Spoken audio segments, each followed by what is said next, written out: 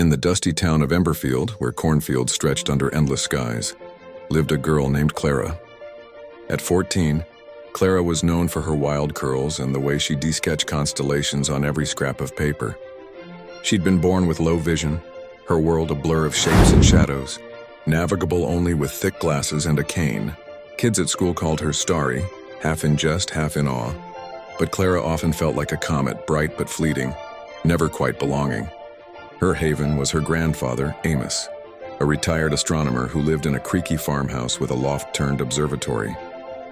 Amos had a laugh like rolling thunder and eyes that twinkled when he spoke of stars. After Clara's parents died in a car crash when she was 6, Amos raised her, teaching her to see the cosmos through touch and sound, braille star charts, stories of galaxies. "Your eyes may blur," he'd say, "but your heart sees true." Emberfield prided itself on the annual Starlight Fair, where townsfolk competed to build the best telescope for a prize called the Celestial Crown, a silver medallion etched with a spiral galaxy. It was more than a contest, it was a celebration of vision, of piercing the heavens. Clara loved the fair but stayed in the shadows, her low vision making her feel unfit for its spotlight. She'd tried building a telescope once, but her shaky hands fumbled lenses, and jeers from peers stung worse than failure. One summer, the fair announced a new rule. Entries could use any method to showcase the stars, not just traditional telescopes. The news sparked chatter, but most clung to old ways. Clara, though, felt a stir of possibility. Could she create something to share her starry world? Doubt crept in, her vision blurred details and her confidence wavered. But Amos, polishing lenses in the loft, grinned. "The stars don't care how you see them, Clara. Show 'em your way." Inspiration struck when Clara found Amos's old phonograph, its warm crackle evoking nights spent listening to his cosmic tales. What if she could make the stars sing? She enlisted her friend Zara, a wiry girl with a talent for electronics, who'd moved to Emberfield after escaping a rough home. Zara was skeptical but curious, her quick fingers itching to build. Together they dreamed up the Stellar Symphony, a device to translate starlight into sound, blending Clara's love for stories with Zara's knack for circuits. Nights in the loft became a flurry of work. Clara mapped constellations in her mind, assigning notes to their patterns, Orion's belt a deep hum, Cassiopeia a lilting chime. Zara wired sensors to capture light, converting it to audio through a cobbled-together system of speakers and code. Amos guided them, his hand steady where Clara's trembled. The townsfolk whispered, some mocking the blind girl's toy.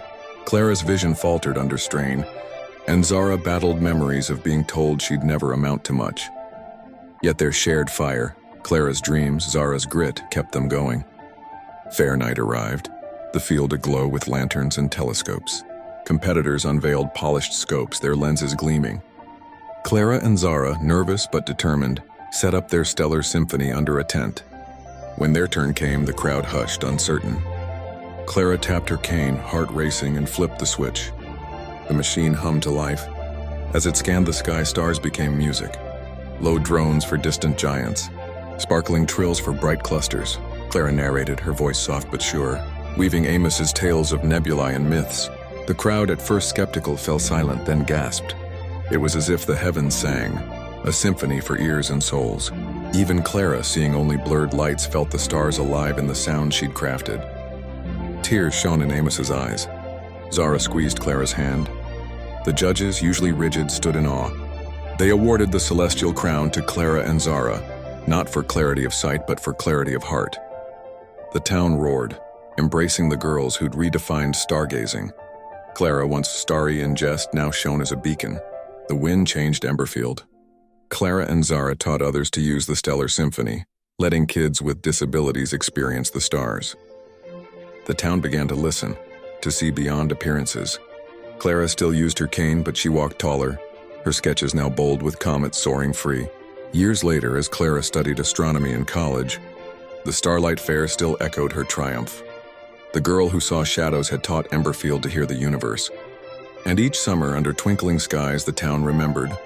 Overcoming challenges wasn't about perfect sight, but about daring to share your light.